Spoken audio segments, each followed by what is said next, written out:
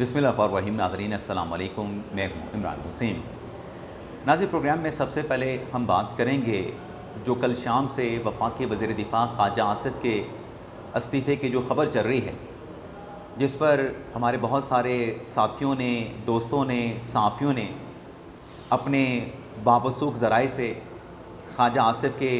इस्तीफ़े की ख़बर की तस्दीक की। लेकिन पस पर्दा कहानी क्या है?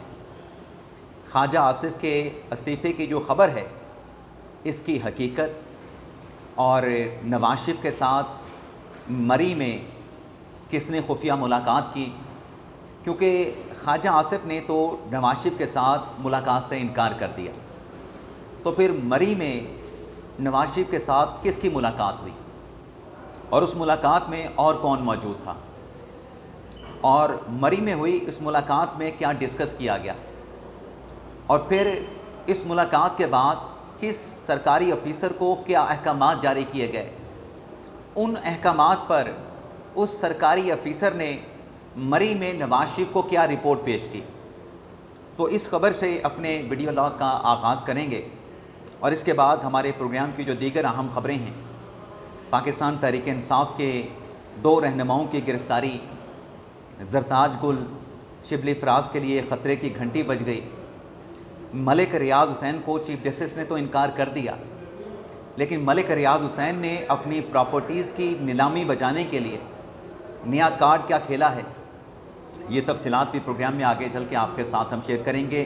लेकिन प्रोग्राम का आगाज़ करने से पहले आपसे दरख्वास्त के चैनल को सब्सक्राइब कर लें, बेल आइकॉन का बटन प्रेस करें, वीडियो पसंद आए तो इसे लाइक और शेयर ज़रूर कीजिएगा। तो पहली ख़बर से वीडियो लॉग का आगाज़ करते हैं। नाज़रीन, सियालकोट के जो एडिशनल डिप्टी कमिश्नर रेवेन्यू हैं, इकबाल संगेड़ा साहब, जो कि मरी में असिस्टेंट कमिश्नर भी रह चुके हैं, उन्हें चंद रोज़ पहले महकमा एंटी करप्शन पंजाब ने गिरफ़्तार करके उनका फ़िज़िकल रिमांड अदालत से हासिल किया था। अब ये जो ऑफिसर हैं, ये जब 8 फरवरी 2024 का इलेक्शन हुआ, ख्वाजा आसिफ के हल्के के रिटर्निंग ऑफिसर भी थे। ना सिर्फ ख्वाजा आसिफ के हल्के के रिटर्निंग ऑफिसर थे, बल्कि वहाँ के जितने कैंडिडेट थे सबके रिटर्निंग ऑफिसर यही इकबाल संगेड़ा साहब थे। अब इन शख्सियत के बारे में, इकबाल संगेड़ा साहब के बारे में जो ज़राए दावा करते हैं, जो इल्ज़ाम लगाते हैं कि ये बड़ी नटोरियस शख्सियत हैं, यानी बदनाम ज़माना शख्सियत हैं, इनसे मुतल्लिक़ नाज़रीन मामला ये हुआ है कि सियालकोट की मारूफ़ क्रिकेट के बैट बनाने वाली कंपनी, बैट जो क्रिकेट आप खेलते हैं, और वो कंपनी जिसके बैट पूरी दुनिया में पाकिस्तान के खिलाड़ी और इंटरनेशनल खिलाड़ी इस्तेमाल करते हैं, सीए का बैट, सीए के बैट बनाने वाली कंपनी ने हाउसिंग के बिज़नेस में स्टेप इन किया। कोई हाउसिंग सोसाइटी का प्रोजेक्ट वो बना रहे थे, उसके लिए गालिबन उन्होंने कोई प्रॉपर्टीज़ वहाँ पे ख़रीदी। अब उन प्रॉपर्टीज़ की जो रजिस्ट्रेशन थी, ट्रांसफ़र था, या फिर हाउसिंग सोसाइटी की अप्रूवल का मामला था, तो कंपनी ने, जो एडिशनल डिप्टी कमिश्नर रेवेन्यू हैं, जिनके सिग्नेचर से महकमा माल सियालकोट के मामलात जो है वो अप्रूव होते थे, यानी यही शख्सियत इकबाल संगेड़ा साहब के सिग्नेचर से महकमा माल के जितने भी इश्यूज़ होते थे उनकी मंजूरी दी जाती थी या ली जाती थी। तो वो जो सीए बैट बनाने वाली कंपनी है, उन्होंने इनके साथ कोई माली लेन देन किया अपनी हाउसिंग सोसाइटी के हवाले से। जायज़ था नाजायज़ था, इस बारे में मैं कुछ नहीं कह सकता, लेकिन उन्होंने जब इनके साथ कोई माली लेन देन मुबैना तौर पे किया additional deputy commissioner revenue Iqbal Sangera के साथ, लेकिन उनका काम नहीं हुआ हाउसिंग सोसाइटी के हवाले से, अप्रूवल के हवाले से, या प्रॉपर्टीज़ की ट्रांसफ़र के हवाले से, फिर उन्होंने उस पर कोशिश की कि उनका मसला हल हो जाए, जिस चीज़ के लिए उन्होंने ईडीसीआर के साथ रब्ता किया, उस पर कुछ पैसे भी करोड़ों रुपए में ख़र्च किए। जब बात नहीं बनी तो फिर वो बैट बनाने वाली कंपनी ने नवाज़ शरीफ और मरीम नवाज़ के साथ रब्ता किया। इस राब्ते में मुलाकात तय हुई मरी में, और मरी में होने वाली उस मुलाकात में नवाज़ शरीफ और मरीम नवाज़ के सामने बैट बनाने वाली कंपनी ने जो शवाहिद थे कि ADCR के साथ हमारा ये ताल्लुक़ रहा, कोई 37 करोड़ के वहाँ पे मुबैना तौर पे दस्तावेज़ात दिखाए गए, बैंकिंग ट्रांजैक्शन दिखाई गई और उसमें ये भी दिखाया गया और बताया गया कि जनाब जो हैं इकबाल संघेड़ा साहब मुबैना तौर पे बैरून मुल्क सैर सपाटों के लिए जाते रहे, अपने साथ किसी दोस्त को भी लेके गए और उसका जितना ख़र्चा था वो उस बैट बनाने वाली कंपनी ने बर्दाश्त किया। उसकी बैंकिंग ट्रांजैक्शन, टिकट ख़रीदने के जो सबूत थे वो भी वहाँ पे रखे गए। और जब बात मरीम नवाज़ और नवाज शरीफ साहब के इल्म में आई डॉक्यूमेंट्स के साथ, तो फिर वहाँ से टेलीफोन कॉल किया गया जो DG एंटी करप्शन है पंजाब के सोहेल ज़फ़र चट्ठा, उनसे कहा गया कि आप इनको बुलाएं और इनसे इंक्वायरी करके रिपोर्ट पेश करें। तो जब सोहेल ज़फ़र चट्ठा ने उनको बुलाया और बुलाने के बाद उनसे इंक्वायरी की,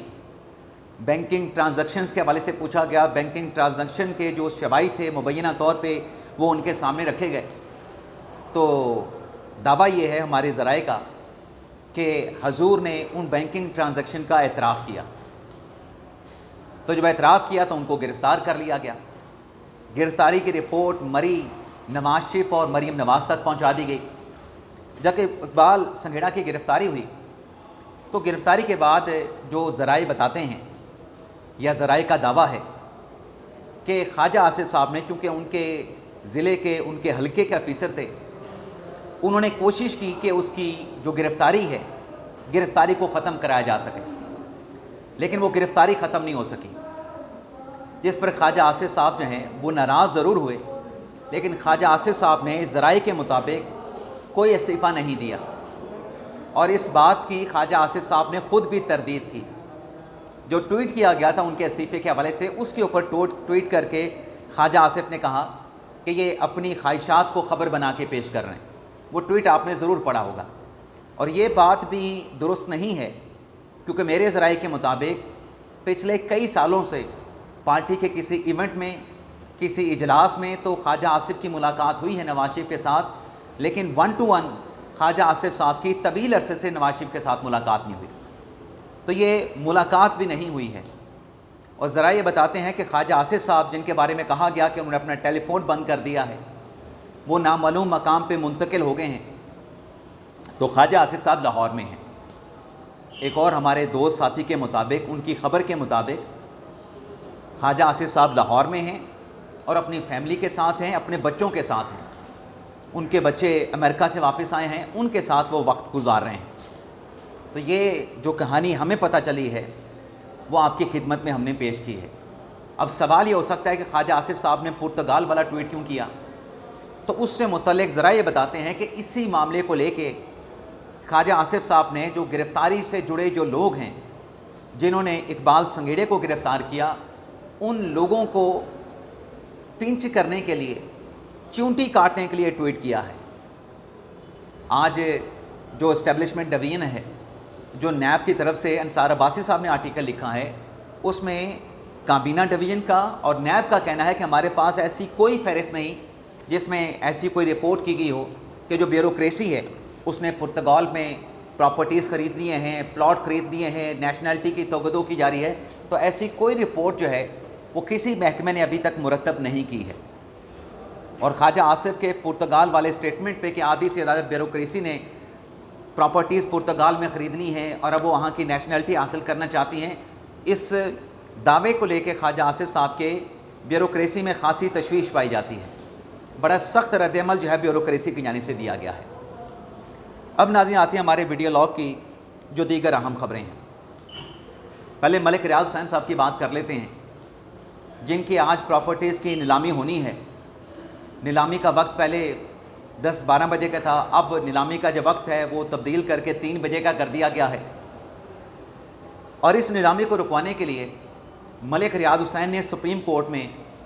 इस्लामाबाद हाई कोर्ट के फ़ैसले के ख़िलाफ़ अपील दायर की थी। और उस अपील में बहरिया टाउन मलिक रियाज हुसैन ने कहा था कि हमें सुना जाए और जब तक अपील का फ़ैसला ना हो, ये जो नीलामी का प्रोसेस है इसको रोक दिया जाए, इसको सुप्रीम कोर्ट रुकवा दे। तो चीफ जस्टिस सियाई अफरीदी साहब ने ये अपीलें, जो 3 अपीलें आई थी मलिक रियाज बहरिया टाउन की तरफ से, उनकी समाअत के लिए फिक्सेशन नहीं हो सकी, ना बेंच बना, ना अपीलें समाअत के लिए मुकर्रर हुई। दूसरी तरफ ज़रा ये बताते हैं कि अपीलें समाअत के लिए मुकर्रर ना होने पे ये तो एक कानूनी कार्रवाई बहरिया टाउन ने पूरी की है कि इस्लामाबाद हाई कोर्ट का फ़ैसला सुप्रीम कोर्ट में चैलेंज कर दिया है। मलिक साहब की तरफ से, बहरिया टाउन की तरफ से जो 6-7 प्रॉपर्टीज़ नीलाम होनी हैं, उन पे आज नोटिस लिख के लगाया गया है, कोई इश्तिहार वहाँ पे लगाया गया है, जिसमें ऑक्शन में जो परचेज़र हैं, जो ख्वाहिशमंद हैं, जिन्होंने अप्लाई किया है उम्मीदवार के तौर पे कि वो इन प्रॉपर्टीज़ को ख़रीदना चाहते हैं, उनको मुतनब्बे किया है नोटिस लगा के या इश्तिहार लगा के कि हमने तो सुप्रीम कोर्ट में अपील दायर कर दी है और सुप्रीम कोर्ट का फ़ैसला हमारी अपीलों पे होना अभी बाकी है, तो लिहाजा अगर आपने इस नीलामी के प्रोसेस में प्रॉपर्टीज़ को ख़रीदा और कल सुप्रीम कोर्ट ने इस नीलामी के प्रोसेस को नल एंड वाइड करार दे दिया, तो फिर इसके ज़िम्मेदार आप होंगे। आपने अगर ये प्रॉपर्टीज़ ख़रीदनी हैं तो सुप्रीम कोर्ट में हमारी ज़ेरे इल्तवा पेंडिंग अपीलों को नोटिस में लेके जहन में रख के ख़रीदें कि कल को सुप्रीम कोर्ट का फ़ैसला नीलामी के ख़िलाफ़ भी आ सकता है। तो देखते हैं आज नीलामी का क्या नतीजा निकलता है। 3 बजे का अब नया वक्त जो है वो नैब ने दिया है। इसके अलावा सलमान इकनारे साहब को अपनी गिरफ़्तारी का डर था। राजा साहब ने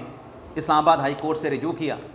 और उनकी जो ज़मानत की दरख्वास्त थी, जिसमें यह कहा गया था कि एक तो प्रोटेक्टिव बेल दी जाए, दूसरा किसी ऐसे मुकदमे में जिसका हमारे नॉलेज में ना हो, उसमें हमें गिरफ़्तार किया जा सकता है, तो हमें हमारे ख़िलाफ़ दर्ज किए गए मुकदमात की तफसीलात बताई जाएँ। तो इस्लामाबाद हाई कोर्ट के चीफ जस्टिस सरफराज डोगर साहब ने सलमान इकनारे साहब की दरख्वास्त पर समाअत की। समाअत के साथ उनको पीर तक यानी 11 अगस्त तक जो है हिफाजती ज़मानत दी और पुलिस को हुक्म दिया है कि सलमान अकरम राजा के ख़िलाफ़ जितने भी मुकदमात हैं उनकी तफसीलात पीर तक इस्लामाबाद हाई कोर्ट में पेश की जाए। तो सलमान राजा साहब जो हैं वो गिरफ़्तारी से बच गए हैं, लेकिन उमर अयूब साहब और शिबली फराज साहब, जिन्हें कल पेशावर हाई कोर्ट ने रिलीफ़ दिया था, जिसमें मैंने कहा था कि अपने अगले वीडियो लॉग में मैं आपको बताऊंगा कि एक्चुअली पेशावर हाई कोर्ट से रिलीफ़ क्या मिला है, तो शिबली फराज साहब को और उमर अयूब साहब को पेशावर हाई कोर्ट से इतना रिलीफ़ मिला है कि जो ज़िमनी इलेक्शन का प्रोसेस है, जो इनके डिस्क्वालिफिकेशन के बाद हल्के खाली हुए हैं, वहाँ पर ज़िमनी इलेक्शन का जो प्रोसेस है उसे पेशावर हाई कोर्ट ने रोका है। लेकिन पेशावर हाई कोर्ट ने जो हिफाजती ज़मानत दी थी शिबली फराज साहब को और ज़रताज गुल साहबा को, उसमें पेशावर हाई कोर्ट का जो ऑर्डर है वो मैं ये समझता हूँ कि दोनों के लिए गिरफ़्तारी का अदालती परवाना है। अब कैसे ज़रताज गुल के लिए और शिबली फराज के लिए पेशावर हाई कोर्ट से मिला जो रिलीफ़ है, जो हिफाजती ज़मानत है, वो गिरफ़्तारी का परवाना कैसे है? वो ऐसे है कि पेशावर हाई कोर्ट के फ़ैसले में ये कहा गया है कि इनको गिरफ़्तार ना किया जाए और ये मुतलका हाई कोर्ट में जाएंगे। 9 मई के केस में जो ATC अदालत ने इनको कन्विक्ट किया है, उस फैसले के ख़िलाफ़ ये मुतलका हाई कोर्ट में अपील दायर करेंगे। तो ये अपील दायर करने के लिए इनको गिरफ़्तार ना किया जाए, ये मुतलका हाई कोर्ट में जाके अपनी अपील फ़ाइल करेंगे। अब अपील का कानूनी तकाज़ा ये है कि जब तक कन्विक्शन आ चुकी है, आपको कैद की सज़ा हो चुकी है, आप गिरफ़्तारी नहीं देंगे, बेशक आपके पास ज़मानत का फ़ैसला मौजूद है, आपकी अपील फ़ाइल नहीं हो सकती।